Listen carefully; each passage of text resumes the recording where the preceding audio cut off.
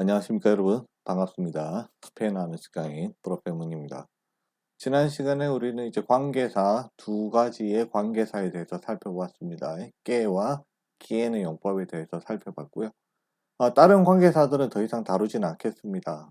다른 관계사들이 더 있긴 한데 그것들은 나중에 기회가 되면 다음 단계의 과정에서 한번 다뤄보는 식으로 해보겠습니다. 지금 단계에서 다루기에는 좀 양이 좀 방대하고요. 그리고 이제 특히 이제 시험을 준비하시는 분들 같은 경우가 아니면 굳이 그렇게 쓸모는 없거든요. 물론 쓸모가 있긴 하지만 다른 것들 천천히 이제 익혀 가시면 되기 때문에 많이 힘을 주진 않겠습니다. 오늘 이제 힘을 줘야 될 건 뭐냐면 지난 시간까지는 관계사를 사용해서 이제 어떻게 형용사절을 만드느냐를 다루었다면 오늘은 형용사절에서 이제 접속법이 어떻게 사용되는가에 관한 이야기입니다. 무슨 뜻이냐면 우리가 접속법을 이야기할 때 접속법은 항상 종속절에서만 나온다라고 이야기를 했고요. 형용사절도 종속절이죠. 그죠? 그렇다면 이것도 접속과 관계가 있다는 것을 생각을 좀 해주셔야 됩니다. 그러면 이제 어떤 식으로 접속법이 사용이 되는지를 한번 살펴보도록 하겠습니다. 오늘은 그 케이스만 다루고 마무리 지을 예정이고요.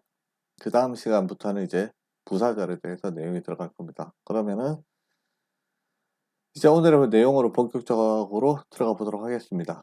접속법의 사용에서 그랬는데 이제 지난 시간까지는 이제 형태적인 걸 살펴봤고 형용사절을 어떻게 만드는가에 대해서 살펴봤고 오늘은 형용사절에서 접속법이 언제 사용되는가에 관한 부분입니다. 자, 접속법이 사용이 된다라고 할 때 형용사절 안에서 접속법이 사용된다라고 할 때 가장 전제 조건은 이겁니다. 자, 제한적 용법에서만 사용이 된다라는 겁니다. 설명적 용법에서 접속법 사용이 되지 않습니다. 제한적 용법이라는 건 그냥 바로 꾸며주는 것을 이야기하는 거였고요. 이걸 잘 기억을 해 주셔야 돼요. 제한적 용법에서만 사용이 된다. 이게 첫 번째 전제 조건입니다. 이게 벗어난 조건은 그렇다면 설명적 용법에서는 그냥 직설법만 사용이 된다는 이야기고요. 접속법이 사용된다는 것은 제한적 용법에서만 사용이 된다는 이야기고 제한적 용법이라고 해서 무조건 100% 접속법이 사용되는 건 아니겠죠. 직설법, 접속법을 선택을 해줘야 되는 거겠죠. 그러면 제한적 용법일 때 언제 접속법을 사용할 것이냐가 오늘의 주제가 되겠습니다. 그 첫 번째가 뭐냐면 선행사가 특정인이나 사물로 확인 또는 확정이 되지 않는 경우 이게 또 무슨 말인가 싶죠. 그죠? 뭐냐면 이런 이야기예요. 내가 염두에 두고 있거나 혹은 내가 알고 있는 것을 두고 이야기할 때는 깨 이하의 직설법을 쓰고요. 내가 모르고 있거나 혹은 정해지지 않은 상황일 경우에는 접속법을 써줘라 라는 이야기입니다. 예문 한번 볼게요.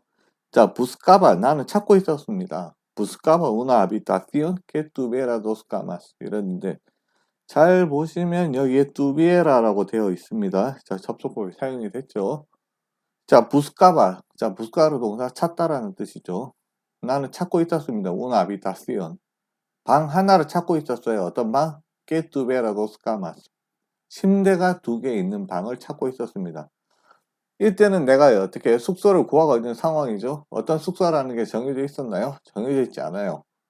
그죠? 이 상황에서는 모르는 상황이죠. 정해져 있지 않은 상황이죠. 이런 이야기예요. 특정인이나 혹은 뭐 사물로 확인이 안 됐다는 경우가 이런 의미를 두고 이야기하는 겁니다. 자, 방이 두 개가 있는, 침대가 두 개가 있는 방을 찾고 있었습니다.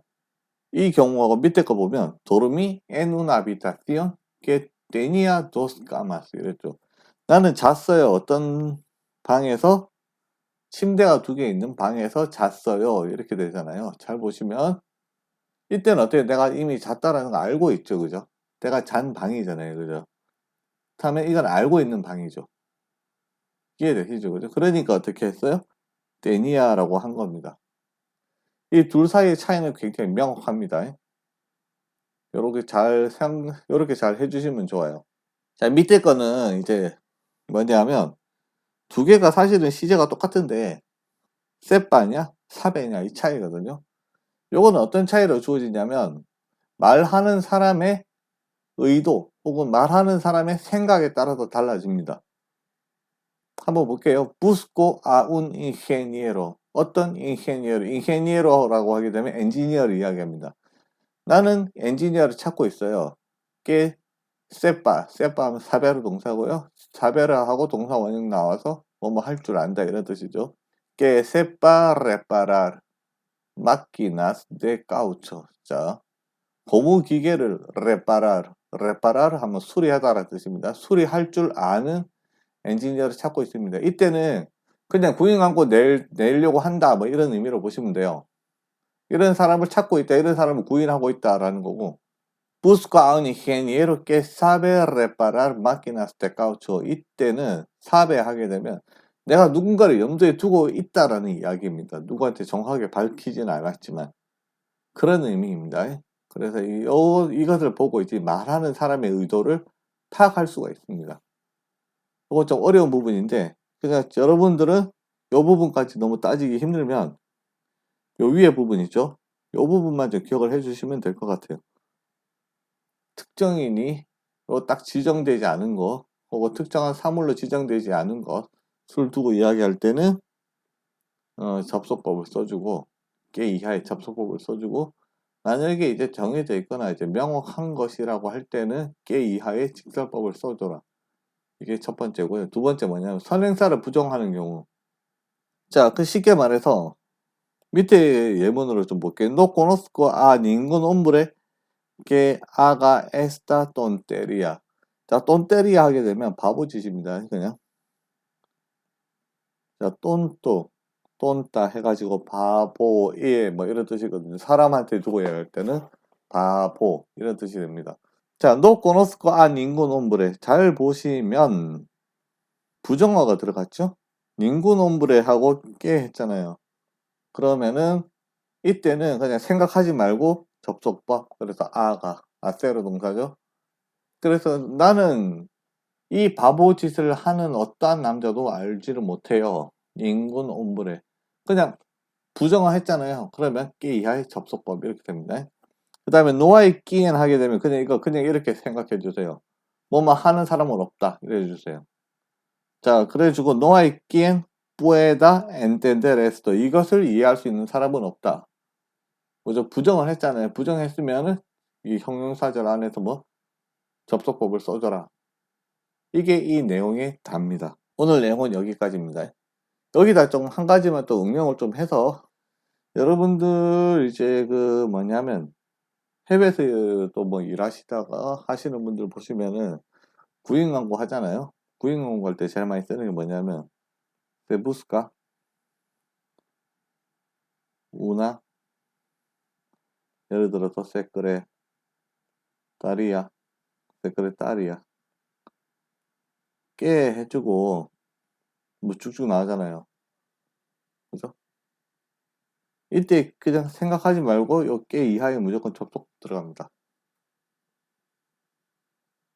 혹은 세부스카 대신에 또 쓰는 표현이 뭐냐 하면 세 수 있다.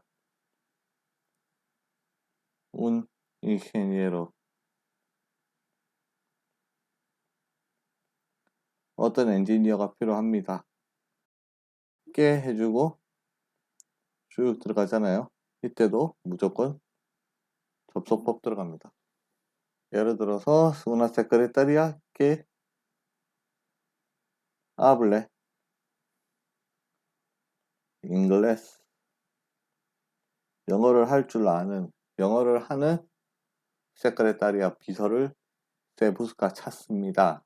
이거 구인 광고할 때 전형적으로 쓰이는 형태거든요. 그냥 이 형태 자체로 여러분들 외워주시면 좋을 것 같습니다.